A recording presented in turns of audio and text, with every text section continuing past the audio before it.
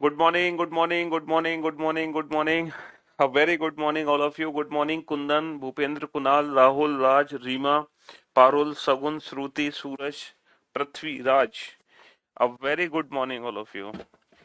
Good morning, good morning. Poonam, Sandeep, Aman, Vansh. A very good morning, Balakrishna, Preeti, Sintu, Indrajit. A very good morning, all of you. Good morning, good morning, good morning. A very good morning. हाँ जी, तो भाई हालात हालात बहुत बिगड़ते जा रहे हैं। सिचुएशन आउट ऑफ कंट्रोल होती जा रही है। मैं फिर से आप लोगों से कहूंगा कि घर में रहें, सुरक्षित रहें। बहुत ही जब जरूरत हो तभी घर से बाहर निकलें और बहुत ही सावधानी के साथ आप लोग घर से बाहर निकलें, ठीक है। डबल मास्क का यूज करें। सिंगल मास्क नहीं बेटा, डबल मास्क का यूज करें। और हर व्यक्ति से कम से कम 6 फीट की दूरी बनाए। हर व्यक्ति से, चाहे कोई भी पर्सन क्यों ना हो, चाहे आपका कितना भी चाहे आपका कितना भी कोई घनिष्ठ मित्र क्यों ना हो, है ना। जितना प्यार करना है आपको अपने दोस्त से, वो 2-4 महीने बात कर लेना, है ना। 2-4 महीने बात कर लेना, लेकिन अभी, यस, चलिए।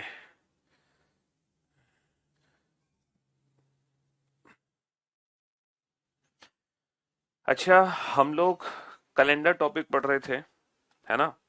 तो कैलेंडर टॉपिक में 5 लेक्चर्स हमारे हो चुके हैं। Monday, Tuesday, Wednesday, Thursday, Friday, पूरे 5 दिन हमने इस टॉपिक को झेला है। झेला तो क्या कहेंगे, हमने इस टॉपिक को पढ़ा है, ठीक है। पूरे 5 दिन हमने इस टॉपिक को पढ़ा है। तो आज लास्ट लेक्चर होगा इस टॉपिक का, इस लेक्चर का, ठीक है। और आज की क्लास वही बच्चा अटेंड करेगा, आज की क्लास वही बच्चा अटेंड करेगा जिस बच्चे ने पिछली पुरानी क्लासेस अटेंड की हैं लेक्चर की, कैलेंडर की। अगर आपने पिछले 5 लेक्चर्स नहीं देखे हैं कैलेंडर के, तो आज का लेक्चर देखने का कोई फायदा आपको नहीं मिलने वाला, ठीक है। तो देखो, हम ढेर सारे क्वेश्चन सॉल्व कर चुके हैं इस चैप्टर में। हमने लीप ईयर को पहचानना सीखा था, कितने वर्ष में कितने लीप ईयर आते हैं वो हमने निकालना सीखा था।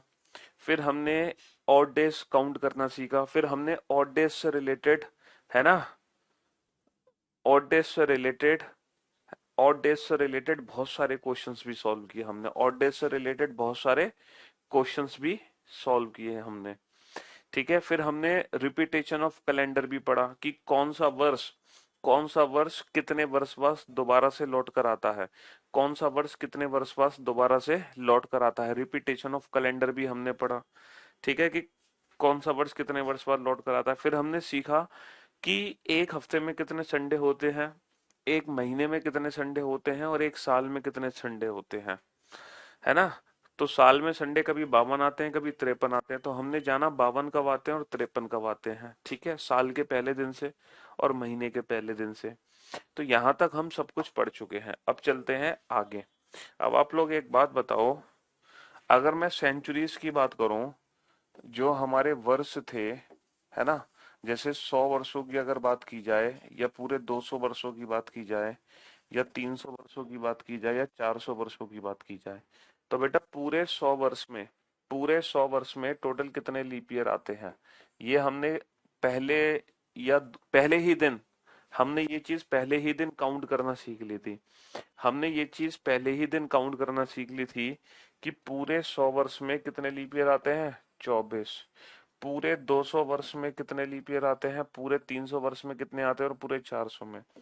तो पूरे 200 वर्ष में 48 लीप ईयर है, पहले 200 वर्ष में, पहले 300 वर्ष में 72, और पहले 400 वर्ष में 97 लीप ईयर है।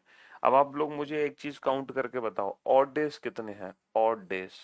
अब आप लोग मुझे विषम दिन काउंट करके बताओ कि पहले 100 वर्ष में कुल कितने विषम दिन होंगे। पहले 100 वर्ष में कुल कितने विषम दिन होंगे, ये चीज मुझे काउंट करके बताओ। सर, हम कैसे पता लगाएंगे कि कितने वर्ष में कितने ऑड डेज हैं, 100 वर्ष में कुल कितने विषम दिन है, ये बात हमें कैसे पता चलेगी? अरे ये बात तुम्हें क्यों नहीं पता चलेगी? बेटा ईयर्स में, लीप ईयर ईयर्स में ऑड डेज काउंट करने की ट्रिक मैंने क्या बताई थी आपको, याद करो। Sir years plus leap year becomes odd days. कितने वर्ष का अंतर है, उसमें जितने भी लीप ईयर आए हैं वो जोड़ दो, वो ऑड डेज बन जाते हैं। तो 100 + 24, 100 + 24, 124 बन गए विषम दिन, 124 बन गए विषम दिन। और आप ये बात बहुत अच्छे से जानते हो कि जो ऑड डेज की वैल्यू है वो कभी 7 या 7 से ज्यादा नहीं हो सकती। तो 7 से भाग करके बेटा रिमाइंडर पता कर लो, 7 से भाग करके रिमाइंडर पता कर लो। 7 एकम 7 बचे, 5 सत्तर 49, कितना बचा? 5 बचा। तो भैया पहले 100 साल में सिर्फ और सिर्फ 5 ऑड डेज हैं। पहले 100 साल में सिर्फ और सिर्फ 5 ऑड डेज हैं।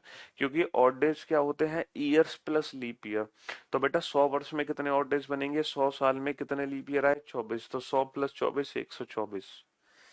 लेकिन 124 जो वैल्यू है वो 6 से ज्यादा है। तो जब वैल्यू हमारी 7 या 7 से ज्यादा हो तो दोबारा 7 से भाग करके रिमाइंडर निकाल दो, दोबारा 7 से भाग करके रिमाइंडर निकाल दो।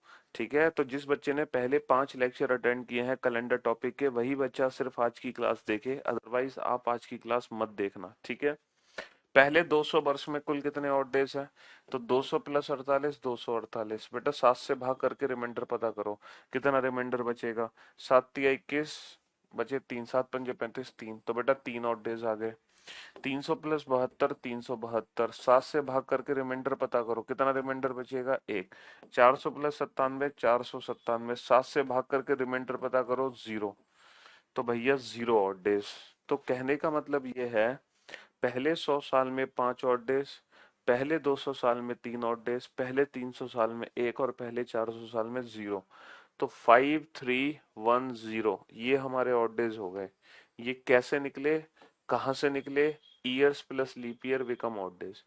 ठीक है, ये कंसेप्ट हम पहले ही पढ़ चुके हैं, हमें 5 दिन हो गए हैं ये कंसेप्ट सीखते सीखते। अब आप लोग एक काम करो, दोबारा से ये लिखो ईयर्स और यहाँ लिखो ऑड डेज। अब आप सीधा ऑड डेज लिखो बिना लीप ईयर के। 100, 200, 300, 400। आपने क्या देखा, कितने ऑड डेज निकले हैं बेटा? 5310। क्यों निकले हैं, इसके पीछे रीजन बेटा यहाँ पर है। ठीक है, तो ऑड डेज लिख लो 5310। अच्छा ये जो 400 है बेटा, अब ये जो 400 है ना, इसको रेफरेंस बना लो। 400 को रेफरेंस बना लो, यानी कि जितने भी मल्टीपल ऑफ 400 होंगे ऑड डेज उसमें जीरो ही निकलेंगे, ऑड डेज उसमें जीरो ही निकलेंगे। अगर जैसे मैं आपसे कहूँ 500 वर्षों में कितने ऑड डेज हैं, 600 में कितने हैं, 700 में कितने हैं, पूरे 800 वर्षों में कितने ऑड डेज हैं, 900 में कितने हैं, तो कैसे निकालोगे? तो बेटा 400 के मल्टीपल से निकालते हैं। जो 500 है बेटा, वो 400 से कितना ज्यादा है? 100 ज्यादा है। 500 को लिख सकते हैं 400 + 100। तो 400 में कितने ऑड डेज? 0। 100 में कितने? 5। तो 0 + 5, 5 ऑड डेज। अच्छा 600 को लिख सकते हैं 400 + 200। 400 + 200, 0 + 3, 3। 700 को लिख सकते हैं 400 + 300, 0 + 1, 1। 800 बेटा 400 का डबल, 0 का डबल 0। 900 बेटा 800 + 100, 800। 400 का डबल प्लस 100, 400 का डबल प्लस 100 यानी कि 5। तो कहने का मतलब ये है कि जो 5310 ऑड डेज निकले हैं पहले 400 साल में, वही 5310 ऑड डे फिर दूसरे 400 साल में आ गए, और वही 5310 ऑड डेज फिर से आ गए। तो मेरे भाई, मेरे दोस्त, आपको क्या लगता है कि जो कैलेंडर बनाया गया है, जो हम कैलेंडर देख रहे हैं, उसमें कितने वर्ष हैं जो लिखे गए हैं? आपको क्या लगता है कि कैलेंडर में लाखों वर्ष लिख दिए गए हैं? नहीं बेटा, जो हमारा कैलेंडर बना है ना, उस कैलेंडर में सिर्फ और सिर्फ पहले 400 वर्ष ही लिखे गए हैं। क्योंकि पहले 400 वर्ष के बाद पूरा का पूरा कैलेंडर दोबारा से रिपीट होने लगता है।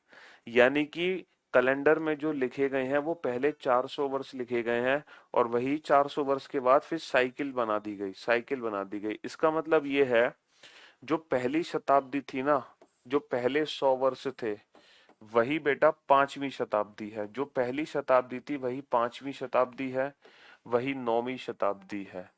यानी कि पहले जो 100 वर्ष थे, जीरो से लेकर 1 से लेकर जो 100 तक के वर्ष थे, वो वर्ष हैं बेटा 500 से लेकर, वो वर्ष हैं 501 से लेकर 6, सॉरी 401 से लेकर 500 तक। यानी कि 1 से लेकर 100 तक के जो वर्ष थे, सेम वही वर्ष हैं 401 से लेकर 500 तक। तो मैंने आप लोगों को पिछले क्लास में क्या समझाया था कि किसी भी साधारण वर्ष को रिपीट होने में लगते हैं 6 या 11 साल, और किसी लीप ईयर को रिपीट होने में लगते हैं, लीप ईयर को रिपीट होने में लगते हैं 28 साल। लेकिन पूरी की पूरी शताब्दी को रिपीट होने में कितने साल लगते हैं? पूरी की पूरी शताब्दी, यानी कि पहले जो 100 वर्ष हैं, पूरे के पूरे 100 वर्ष रिपीट होंगे बेटा एज इट इज, पूरे के पूरे 100 वर्ष।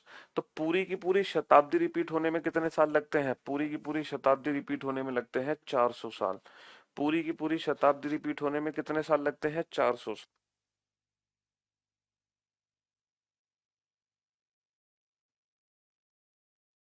पूरी की पूरी शताब्दी रिपीट होने में बेटा कितने साल लगते हैं? 400 साल लगते हैं।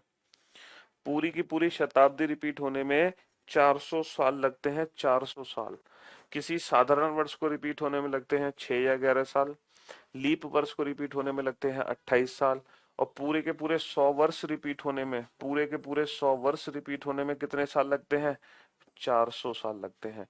ठीक 400 साल बाद, वही पूरे 400 साल बाद आ जाएंगे। अच्छा ये बताओ, हम किस शताब्दी में जी रहे हैं? ये जो शताब्दी चल रही है, जैसे वर्ष है 2021, ये तो है वर्ष, लेकिन ये कौन सी शताब्दी है ये बताओ? ये किस सेंचुरी में आता है 2021? हाँ, ये किस सेंचुरी में आता है 2021? सर ये आता है 21वीं शताब्दी। ये 21वीं शताब्दी है, 21वीं शताब्दी है।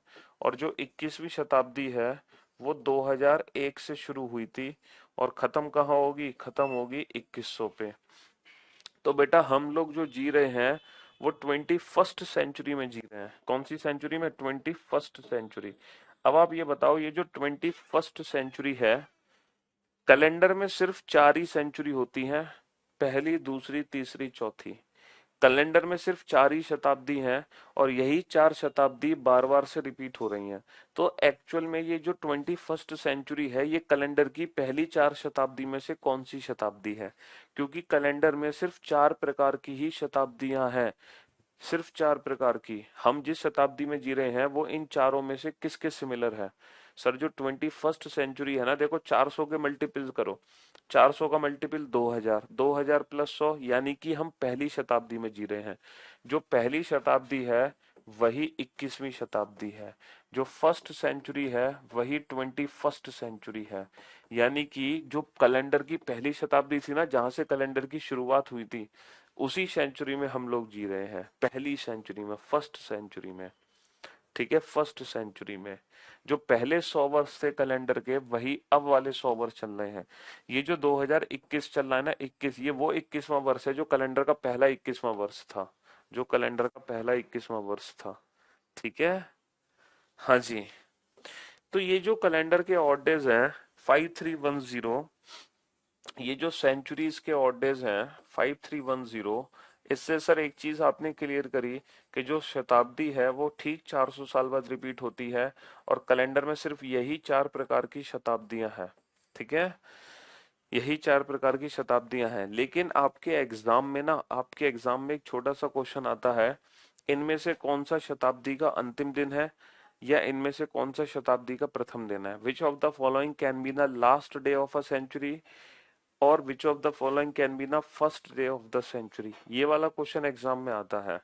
तो इस क्वेश्चन को कैसे सॉल्व करेंगे? देखो अगर हम ऑड डेज की बात करें ना, बेसिकली ऑड डेज के हिसाब से अगर हम दिन की बात करें तो चक्कर है क्या, देखो मैं आपको बताता हूँ। आपको क्या लगता है कि जब कैलेंडर हमारा बना था तो कैलेंडर का सबसे पहला दिन कौन सा था? यानी कि जब कैलेंडर की शुरुआत हुई तो कोई ना कोई तो दिन ऐसा होगा ना जो कैलेंडर का सबसे पहला दिन होगा। कोई ना कोई दिन तो ऐसा होगा ना जो कैलेंडर का सबसे पहला दिन होगा, संडे, मंडे, ट्यूसडे, वेडनेसडे, किसी ना किसी दिन से तो कैलेंडर की शुरुआत हुई होगी।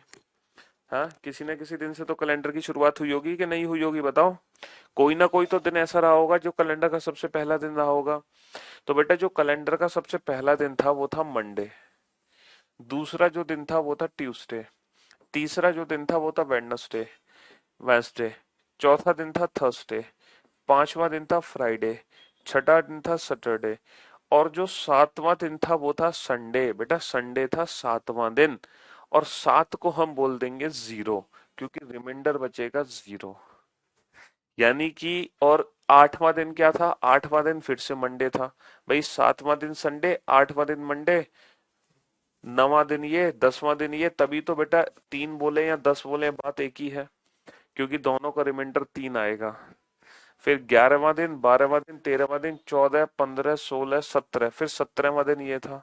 इसीलिए कैलेंडर में 7 की साइकिल बनी और 7 का डिवाइड करके रिमाइंडर निकाला जाता है। ठीक है, यही रीजन है बेटा। हम ना किसी भी चीज को रट नहीं रहे, हम कोई भी कोड याद नहीं कर रहे, हम कोई भी चीज याद नहीं कर रहे हैं कैलेंडर में।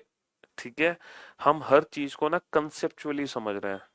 हर चीज हमारी कंसेप्ट पर बेस्ड है कि कैलेंडर का पहला दिन मंडे था, सातवां दिन संडे था, फिर आठवां दिन दोबारा से मंडे था, फिर 15वां दिन मंडे था। इसीलिए 7 की साइकिल बना दी और 7 का ही रिमाइंडर हम निकाल रहे हैं बार बार ऑड डेज के लिए। ठीक।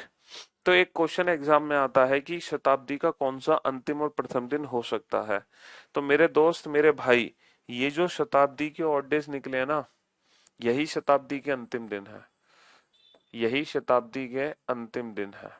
जो शताब्दी के ऑड डेज है ना 5310, यही शताब्दी के अंतिम दिन है, लिख लो। यानी कि जो पहली शताब्दी है ना, जितनी भी पहली शताब्दी है वो हमेशा 5 ऑड डेज, यानी कि 5 का मतलब क्या है? 5 का मतलब है फ्राइडे। यानी कि पहली शताब्दी जितनी भी है वो हमेशा फ्राइडे पे खत्म होंगी। दूसरी शताब्दी हमेशा वेंसडे पे खत्म होगी। तीसरी शताब्दी हमेशा मंडे पे खत्म होगी और चौथी शताब्दी हमेशा संडे पे खत्म होगी।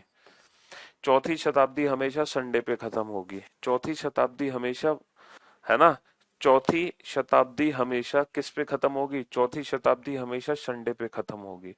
तो कोई भी जो शताब्दी है वो हमेशा संडे, मंडे, वेडनेसडे, फ्राइडे पर ही खत्म हो सकती है। कोई भी सेंचुरी हमेशा संडे, मंडे, वेडनेसडे, फ्राइडे पर ही खत्म हो सकती है। इसके अलावा वो किसी और दिन खत्म नहीं हो सकती। यानी कि कौन कौन से दिन है जो कभी भी सेंचुरी के लास्ट डे नहीं बन सकते? सर ट्यूसडे नहीं बन सकता, थर्सडे नहीं बन सकता और Saturday. Tuesday, Saturday, Thursday and Saturday, ये कभी भी किसी भी सेंचुरी के अंतिम दिन नहीं बन सकते। ये कभी भी किसी भी सेंचुरी के अंतिम दिन नहीं बन सकते, है ना। अगर सेंचुरी का अंतिम दिन बनेगा तो वो संडे, मंडे, वेडनेसडे, फ्राइडे ही बनेगा। और ट्यूसडे, थर्सडे, सैटरडे कभी भी किसी शताब्दी के अंतिम दिन नहीं बन सकते। जल्दी से नोट डाउन कर लो, 1 मिनट का समय है तुम्हारे पास। और मुझे ये भी बता देना कि लास्ट क्लास में कैलेंडर के कितने क्वेश्चन सॉल्व हो गए थे टोटल।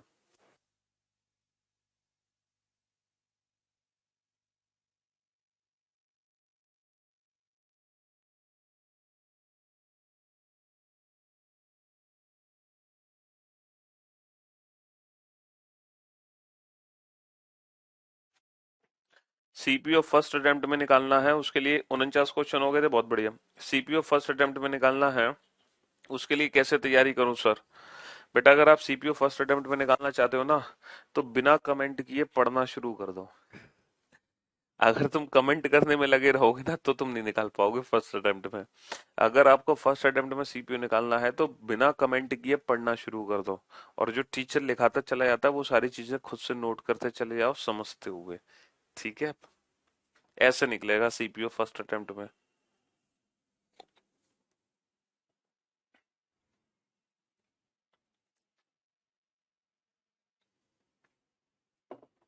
बस भैया कितनी बार बताओगे? 49 क्वेश्चन हो गए थे, सुन लिया मैंने। 49 क्वेश्चन हो गए थे।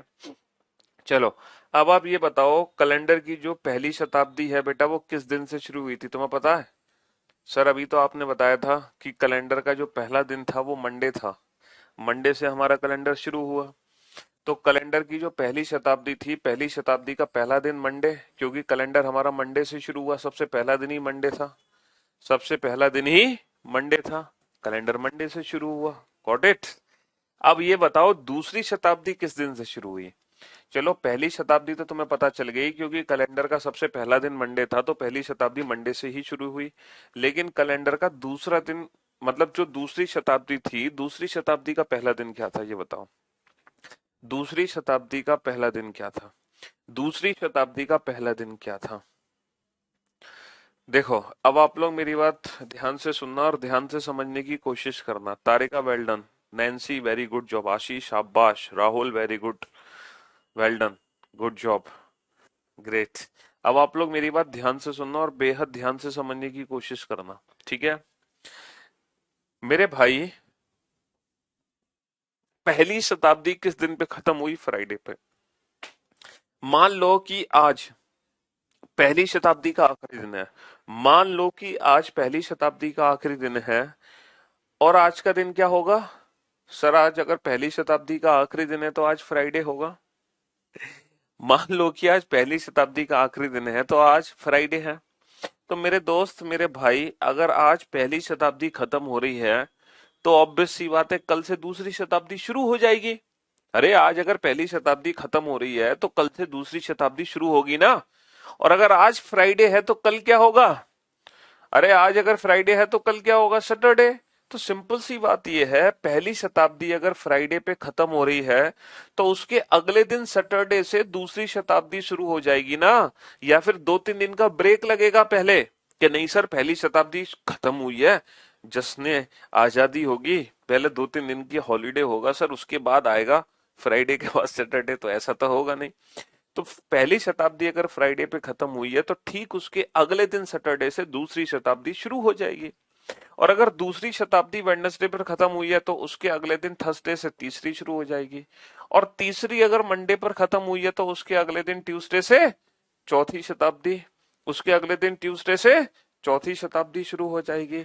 और मेरे दोस्त, मेरे भाई, मेरे जिगर के टुकड़े, मेरे जिगर मेरे जिगर के टुकड़ों, हाँ, मेरे जिगर के टुकड़ों, चौथी शताब्दी अगर संडे पर खत्म हुई, चौथी शताब्दी अगर संडे पर खत्म हुई, तो पांचवी शताब्दी कब से शुरू होगी? सर, पांचवी शताब्दी मंडे से शुरू होगी। और जो पांचवी शताब्दी है वही तो पहली शताब्दी है। और ये बात हमने प्रूफ कर दी कि पहली शताब्दी का पहला दिन मंडे है। ये हमने क्या कर दिया? ये हमने प्रूफ कर दिया।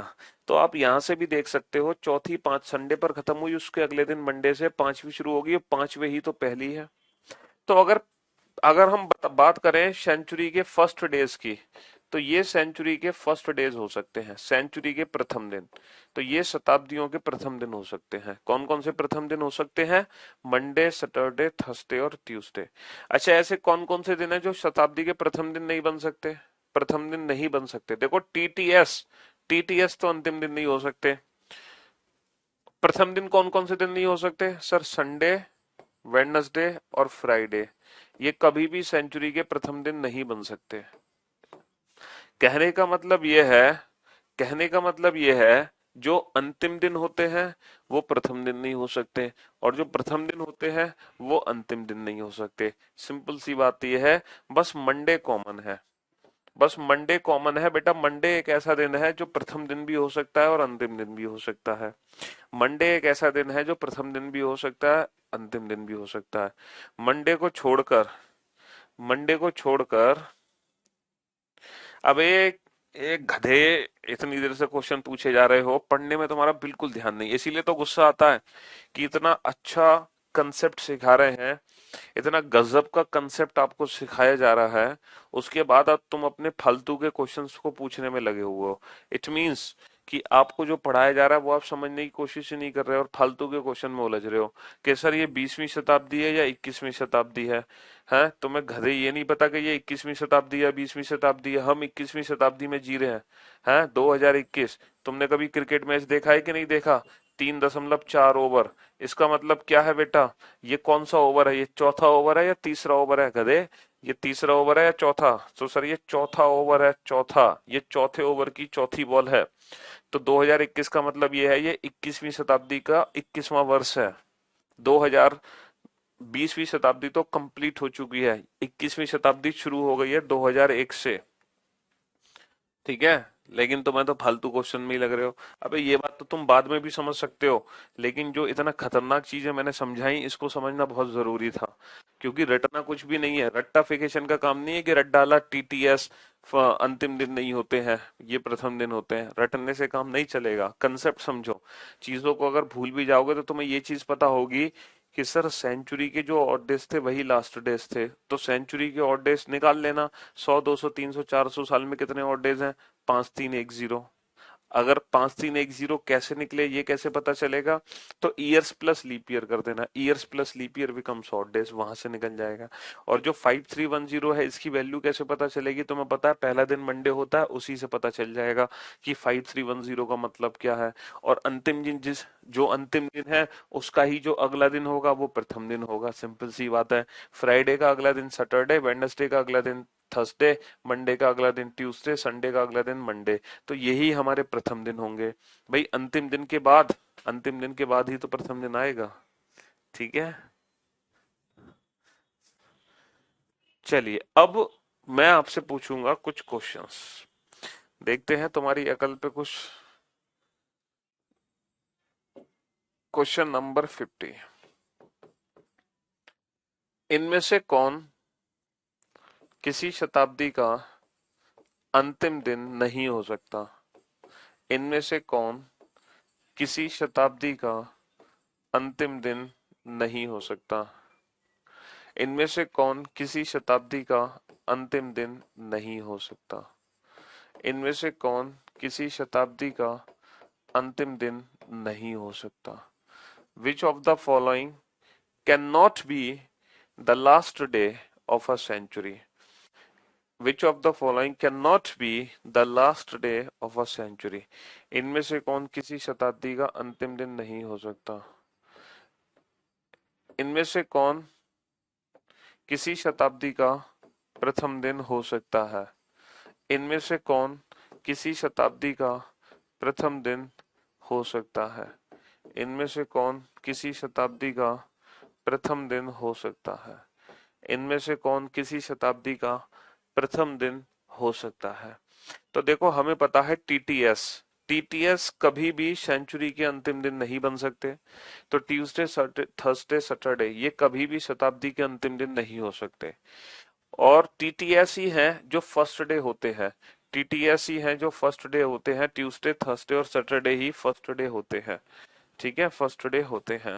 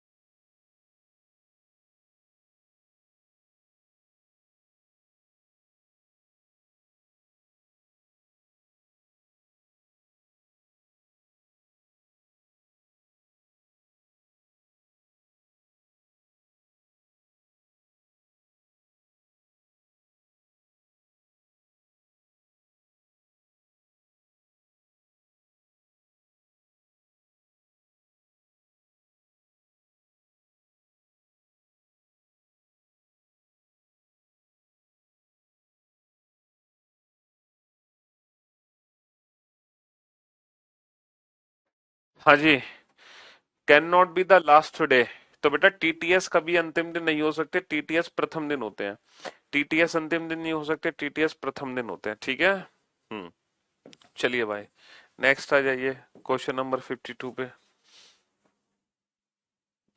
Next question number 52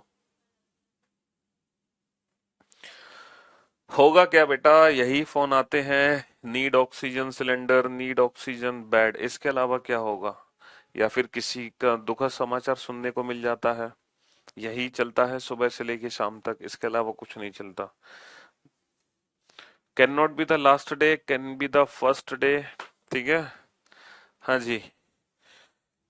next question लिखो और बहुत ही सोच समझ के आंसर देना, ठीक है, बहुत सोच समझ कर आंसर देना इस क्वेश्चन का।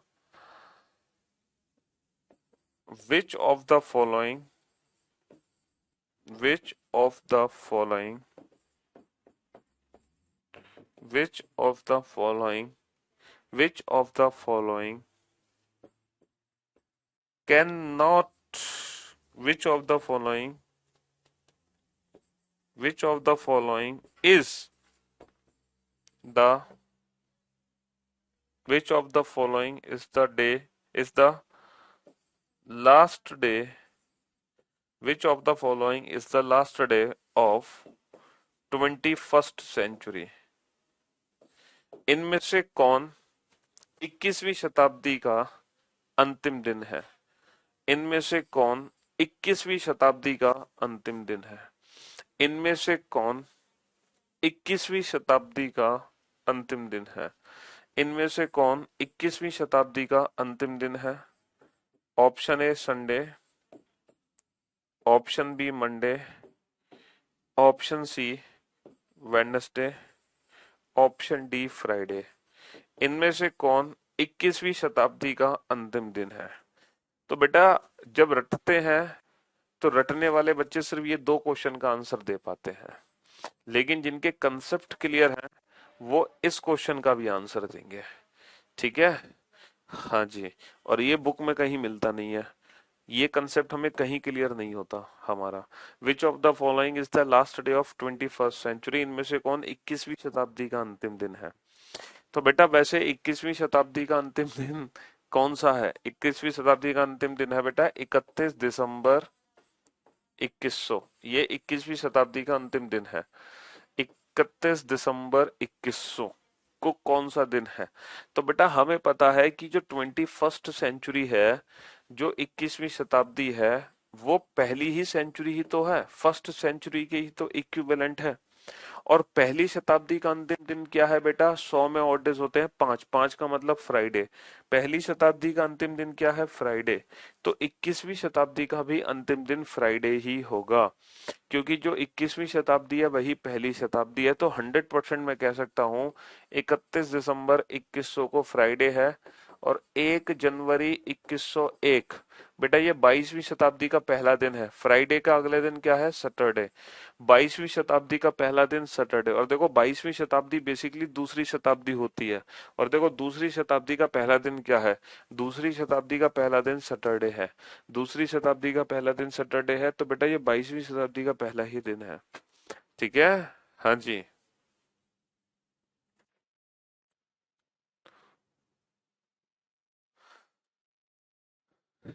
समझे बाबू? दो, एक बच्चे ने कहा 21वीं शताब्दी का अंतिम दिन 2099 होगा। बेटा बिल्कुल गलत हो तुम। 2099 अंतिम दिन नहीं है, 31 दिसंबर 2100 21वीं शताब्दी का अंतिम दिन है। 31 दिसंबर 2100 21वीं शताब्दी का अंतिम दिन है। इसका जो अगला दिन है वो है 1 जनवरी 2101, और यहां से 22वीं शताब्दी शुरू हो जाएगी, और यहां से 22वीं शताब्दी शुरू हो जाएगी, ठीक है।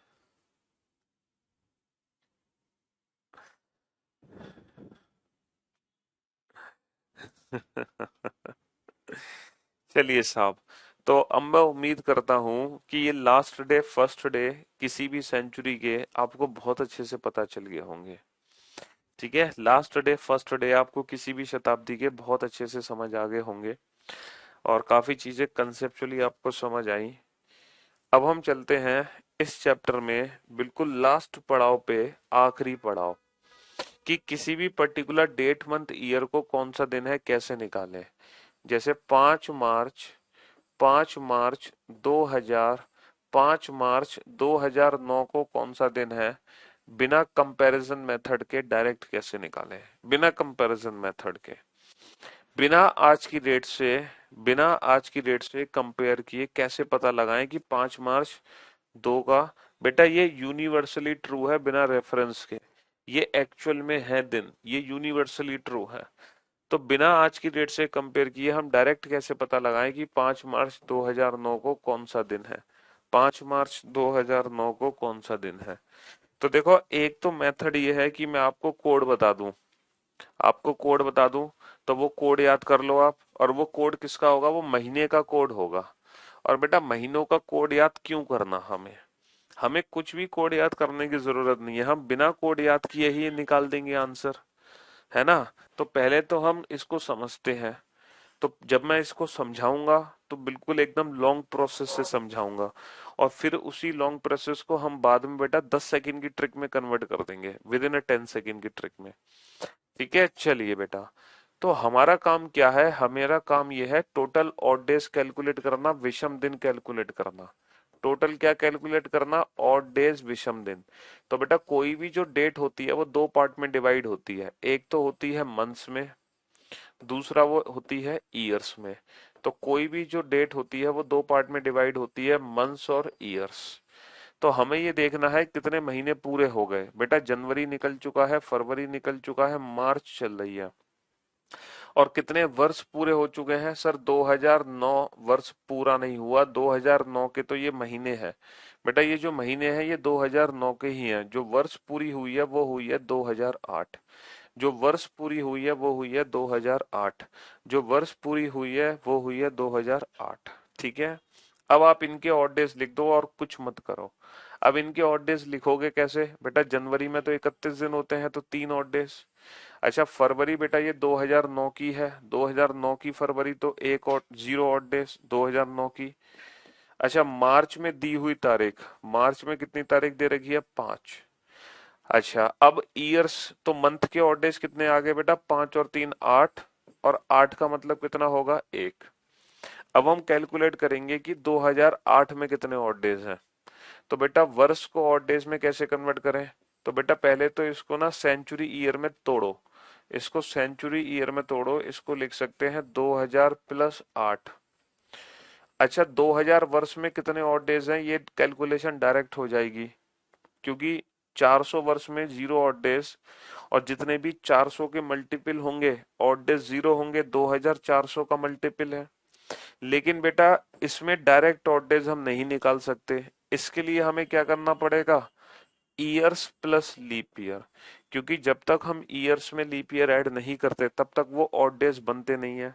अच्छा 8 साल में कितने लीप ईयर, 4 से भाग दो, 4 दूनी 8, 2 बार भाग गया, 2 लीप ईयर।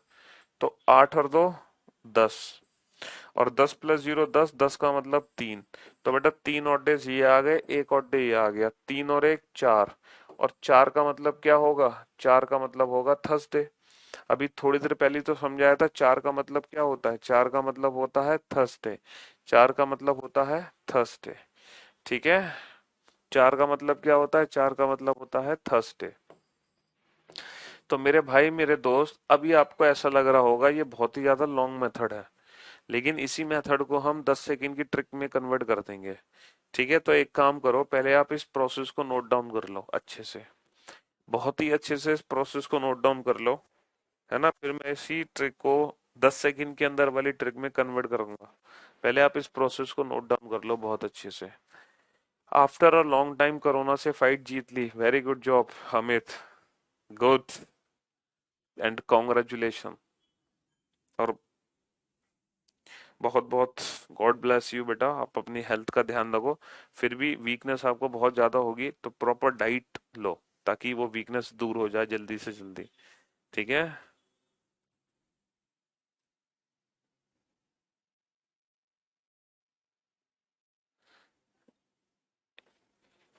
लास्ट क्लास में आप डेट फाइंड करने की ट्रिक बताने वाले थे, वो बताई नहीं, अबे गधे ये क्या है फिर, ये डेट फाइंड करने की ट्रिक नहीं है तो क्या है? लेकिन इस ट्रिक को मैं 10 सेकंड के अंदर की ट्रिक में कन्वर्ट करूंगा, टेंशन ना लो। लेकिन पहले आप ये चीजें नोट डाउन कर लो। देखो पहले तो महीने लिखो, जनवरी फरवरी मार्च। और बेटा ये 2009 नहीं लिखा जाएगा क्योंकि 2009 के तो महीने आ गए। तो कितने वर्ष पूरे हुए इसमें हमेशा एक कम, 2008 वर्ष पूरे हुए। अब इसको सेंचुरी वर्ष में तोड़ दो, 2000 प्लस 8, 2000 में तो डायरेक्ट ऑड डेज आ गए 0। और 8 वर्ष में कितने ऑड डेज आएंगे? ईयर प्लस लीप ईयर, क्योंकि जब तक हम वर्ष में लीप ईयर ना जोड़े तब तक वो ऑड डेज में कन्वर्ट नहीं होता। तब तक वो ऑड डेज में कन्वर्ट नहीं होता। ठीक है। हाँ जी।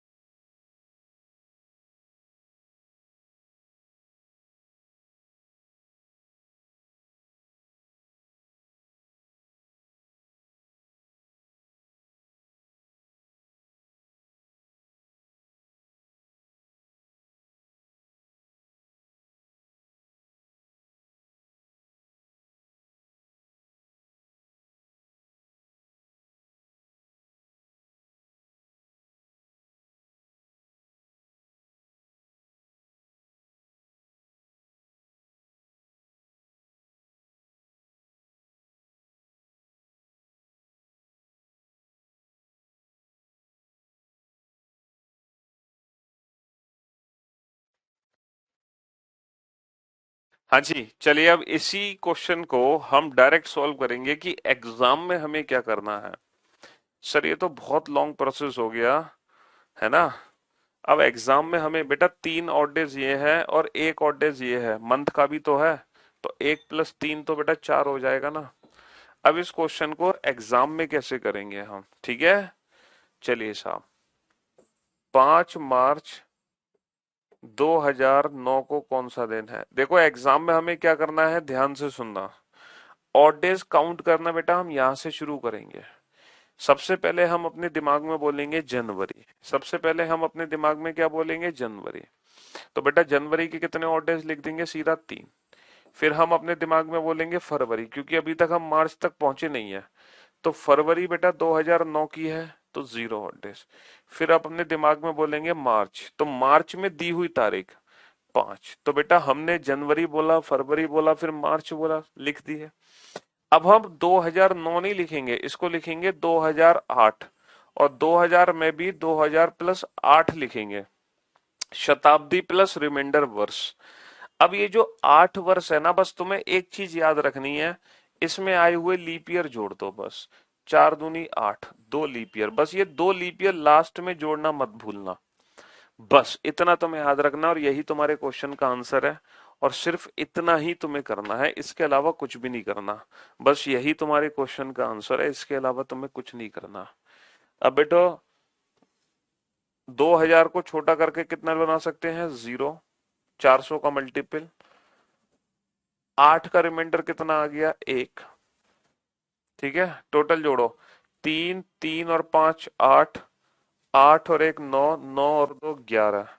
और 11 का मतलब कितना है? 7 एकम 7, कितना बचा? 4। और 4 का मतलब क्या है? थर्सडे।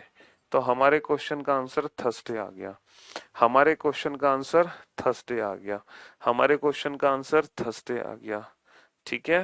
तो ये डायरेक्ट ट्रिक है अपना आंसर फाइंड आउट करने का। डायरेक्ट ट्रिक है। ठीक है, ये डायरेक्ट ट्रिक है।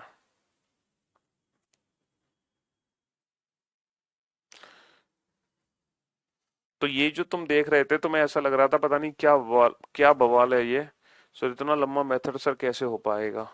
अब बेटा अगर मैं तुम्हें कोड लिखा दूं तो तुम्हें पता है कोड में क्या होगा, तुम्हें बस इतना जो काम किया ना 3 + 0 + 5 ये बच जाएगा। तुम्हें फिर सीधा मार्च का कोड लिखना होगा 1। मार्च का कोड 1 होता है तो तुम सीधा 1 लिख दोगे, सॉरी मार्च का कोड लिखना होगा 3 तो तुम सीधा 3 लिख दोगे 3। बस तुम्हें ये वाला काम नहीं, ये वाला काम बचेगा बस। अगर मैं तुम्हें कोड याद करवा दूं तो जो तुमने 3 + 0 किया है ना बस तुम्हें ये नहीं करना पड़ेगा। और अब जो तुम 3 + 0 कर रहे हो वो एकदम कंसेप्ट से कर रहे हो, किससे कर रहे हो, कंसेप्ट से। ठीक है मेरे भाई। आज कौन सी डेट है? हाँ सर आज है 3 मई, 3 मई 2021। अब जैसे आज का दिन पता करना है तो कैसे करोगे? तो मेरे भाई यहां से शुरू करो चलना। तो जनवरी फरवरी 2021 की है, जनवरी फरवरी मार्च अप्रैल और मई। बेटा मई में दी हुई तारीख कितनी है? मई की दी हुई तारीख है 3। मई की दी हुई तारीख कितनी है? मई की दी हुई तारीख है 3। मई की दी हुई तारीख कितनी है? मई की दी हुई तारीख है 3। मई की दी हुई तारीख है 3। ठीक है। हाँ जी।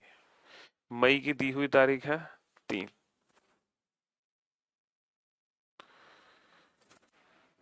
और 2021 को बेटा कैसे लिखोगे? हमेशा इसमें एक वर्ष कम कर देना, क्योंकि 21 तो बेटा यहाँ पे निकल गए, इसमें एक वर्ष कम कर देना।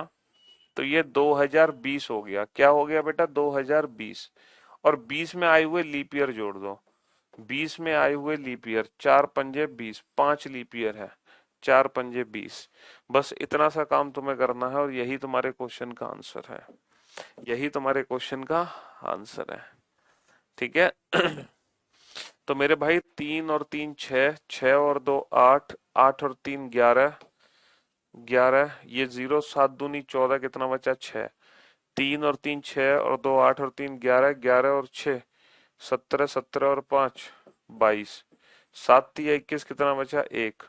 और 1 का मतलब क्या होता है? 1 का मतलब मंडे। क्या आज मंडे है? क्या आज मंडे है? हाँ जी सर आज मंडे ही है। बिल्कुल सही कह रहे हो सर, आज तो मंडे ही है। इसी बात पर तुम पता लगाओ बेटा, 15 अगस्त 1947 को कौन सा दिन था? 15 अगस्त 1947 को कौन सा दिन था? हाँ 50 51 52, क्वेश्चन नंबर था 53, क्वेश्चन नंबर था 54, और ये क्वेश्चन नंबर है 55। ये क्वेश्चन नंबर है 55। 15 अगस्त 1947 को कौन सा दिन था? ठीक है।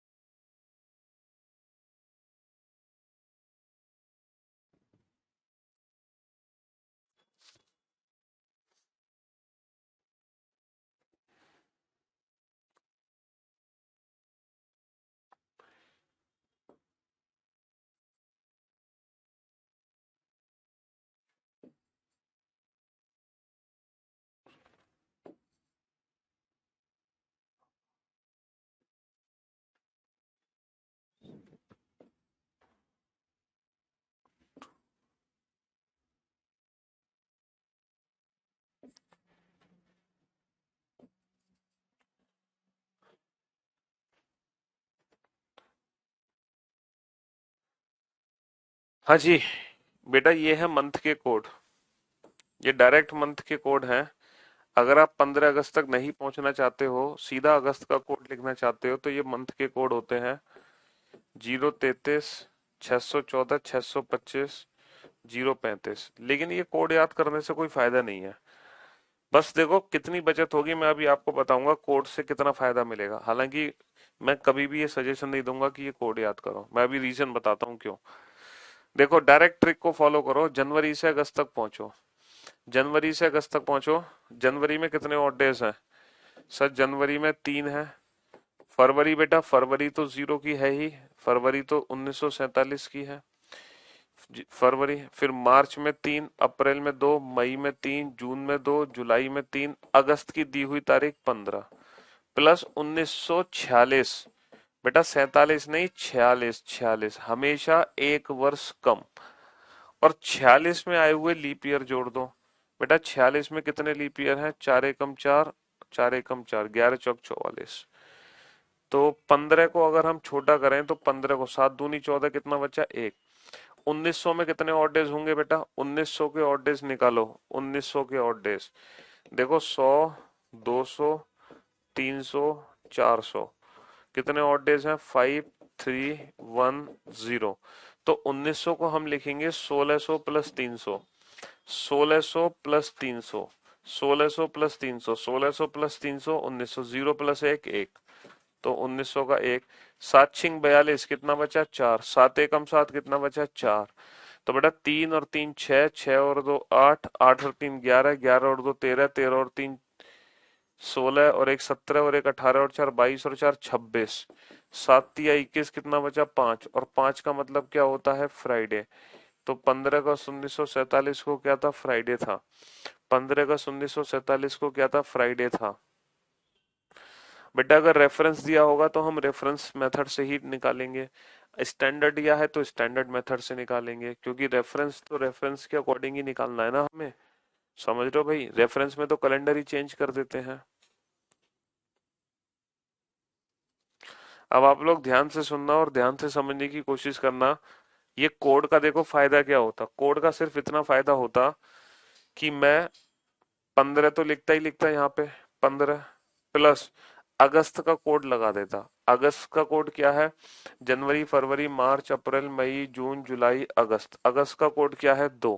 तो बेटा मैं यहाँ पे 2 यूज कर लेता बस। और फिर ये तो लिखते ही लिखते 1946, तो 1900 प्लस 46 और 46 में आए हुए लीप ईयर। तो बेटा 1900 में कितने ऑड डेज? 1, 7 छिंग 42, कितना बचा? 4, 7 एकम 7, कितना बचा? 4। तो 15 को 7 दूनी 14, कितना बचा? 1, 1 और 2 3, 3 और 1 4 और 4 8 और 4 12, 12 का मतलब 5। तो बस कोड का ये फायदा होता कि ये जो तुमने लिखा है ना, बस ये तुम्हें लिखना नहीं पड़ता। बस ये चीज तुम्हें नहीं लिखनी पड़ती। जनवरी से लेके जुलाई तक के जो कोड लिखे हैं, इसको ना लिख के इसकी जगह सीधा हम क्या लिख देते? 2 लिख देते।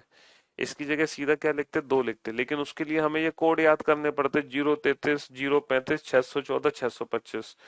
और ये कोड बेटा कब तक याद कर पाओगे? 1 दिन, 2 दिन, 1 महीने, 2 महीने, 3 महीने, बस उसके बाद तो कोड याद नहीं रहेंगे। लेकिन ये जो मेथड मैं आपको बता रहा हूँ, ये मेथड ये नहीं, ये कंसेप्ट है। ये कंसेप्ट आपको जिंदगी भर याद रहेगा। अच्छा, फिर ये जो कोड है ये सिर्फ नॉर्मल ईयर के लिए है। अगर कोई लीप वर्ष है तो फिर यहाँ से कोड चेंज हो जाएंगे। लीप वर्ष के लिए कोड कुछ और होंगे। लीप वर्ष के लिए क्या होंगे? हाँ जी, लीप वर्ष के लिए होंगे ये एक एक ऐड करते चले जाओ इनमें। लीप वर्ष के लिए ये कोड हो जाएंगे।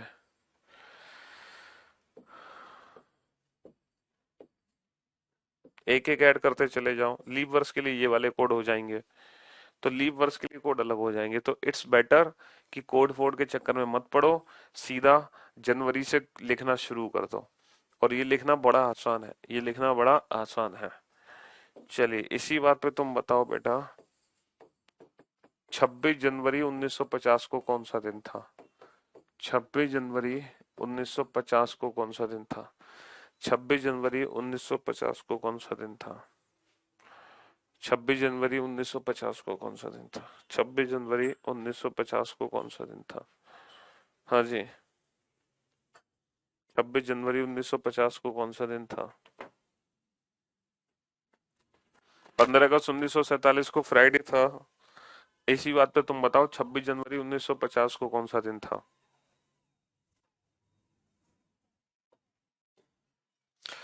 तो बेटा यहाँ से कैलकुलेट करना शुरू करोगे तो जनवरी में तो दी हुई तारीख 26 ही लिखोगे। जनवरी निकला नहीं है बेटा, जनवरी निकला नहीं है, तो जनवरी की दी हुई तारीख 26। और 1950 को बेटा 1900 लिखोगे। 49 हमेशा एक वर्ष कम लिखते हैं, हमेशा एक वर्ष कम लिखते हैं। और प्लस 49 में आए हुए लीप ईयर, कितने लीप ईयर आए हैं? 12 चौक 48, 12 लीप ईयर प्लस 49 में आए हुए लीप ईयर, इतना करना है। तो बेटा 26 को छोटा करो, 7 ते 21, कितने बचे? 5। 1900 को छोटा करो, 1600 प्लस 300, 0 प्लस 1 1। 49 को छोटा करो, 749, कितना बचा? 0। 12 को छोटा करो, 7 एकम 7, कितना बचा? 5। 5 और 1 6 और 5 11। 11 का मतलब 4 और 4 का मतलब थर्सडे। तो बेटा 26 जनवरी 1950 को थर्सडे था। हाँ, 15 अगस्त 1947 को क्या था? फ्राइडे। और 26 जनवरी 1950 को क्या था? थर्सडे। 26 जनवरी 1950 को क्या था? थर्सडे था। 26 जनवरी 1950 को क्या था? थर्सडे था।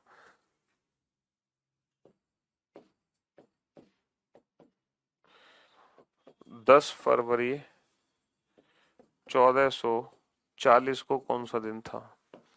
10 फरवरी 1440 को कौन सा दिन था? 10 फरवरी 1440 को कौन सा दिन था? 10 फरवरी 1440 को कौन सा दिन था? 10 फरवरी 1440 को कौन सा दिन था, ये बताओ। 10 फरवरी 1440 को कौन सा दिन था? हाँ जी।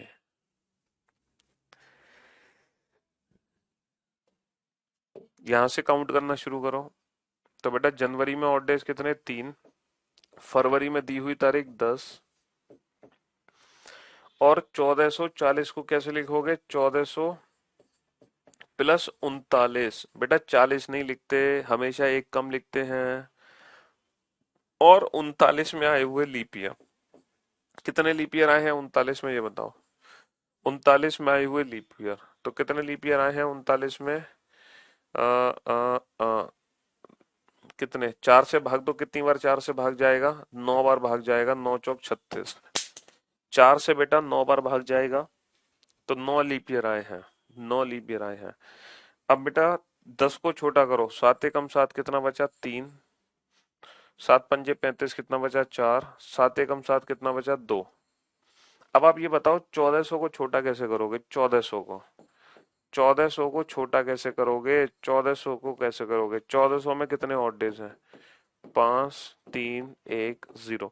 बेटा 1400 को मैं लिख सकता हूँ 1200 प्लस 200। और 1200 बेटा 400 का मल्टीपल है 0। 200 में ऑड डेज कितने हैं? 3। 0 प्लस 3 3। कहने का मतलब है हमें हमेशा 400 का ही मल्टीपल लेना है। तो 1400 में ऑड डेज हो गए 1200 प्लस 200, 200 में 3, तो 0 प्लस 3 3। तो बेटा 2 और 4 6, 6 और 3 9, 9 और 3 12 और 3 15। 15 का मतलब 1 और 1 का मतलब मंडे। तो 10 फरवरी 1440 को मंडे था। 10 फरवरी 1440 को क्या था? मंडे था। 10 फरवरी 1440 को मंडे था। ठीक है। और फाइनली 6 लेक्चर के बाद ये जो कैलेंडर चैप्टर है ये कंप्लीटली फिनिश हो चुका है आफ्टर 6 लेक्चर। अब आप हर क्वेश्चन बना सकते हो कैलेंडर का। कोई ऐसा क्वेश्चन नहीं है जो आपसे बच जाए। अब आप हर क्वेश्चन कैलेंडर का बना सकते हो। ठीक है। हाँ जी, एक मेरी वीडियो पड़ी होगी राकेश यादव रीडर पब्लिकेशन पे कैलेंडर की प्रैक्टिस सेट की, जिसमें एक combined individual topic wise practice set था, है ना।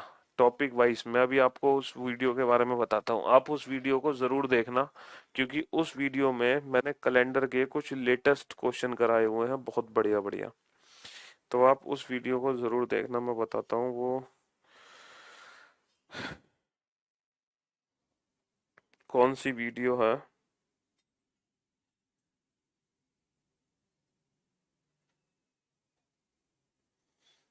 डेट मैं आपको बता देता हूँ, वो किस डेट की वीडियो है। बेटा रीजनिंग टॉपिक वाइज लिखना, रीजनिंग टॉपिक वाइज प्रैक्टिस।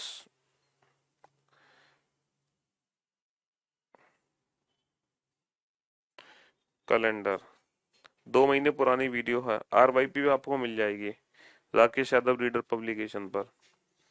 ठीक है। Reasoning topic wise practice batch की PDF वीडियो है, उस वीडियो को आप जरूर देख लेना। उसमें कैलेंडर के लेटेस्ट क्वेश्चन करा रखे हैं मैंने, लेटेस्ट रीजनिंग। उस वीडियो का टाइटल मैं आपको बताता हूँ, टाइटल क्या है। टाइटल है reasoning topic wise practice batch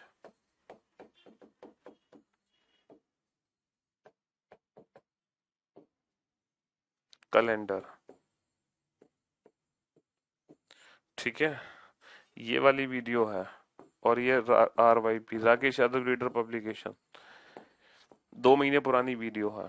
इस वीडियो को जरूर देख लें सारे बच्चे। जिन जिन बच्चों को कैलेंडर से रिलेटेड लेटेस्ट क्वेश्चन करने हैं वो इस वीडियो को देख लें। जिसको नहीं करने हैं कोई बात नहीं, जितना मैंने क्लास में करा दिया उससे बाहर कुछ नहीं आएगा। बट और कुछ लेटेस्ट क्वेश्चन देखने हैं तो इस वीडियो को देख लेना। ठीक है, मजा आ जाएगा। चलिए साहब, तो अब ये टॉपिक खत्म हो चुका। बाकी आप लोगों से मुलाकात करेंगे हम कल। ठीक है, तब तक के लिए goodbye, love you all, take care, thank you so much.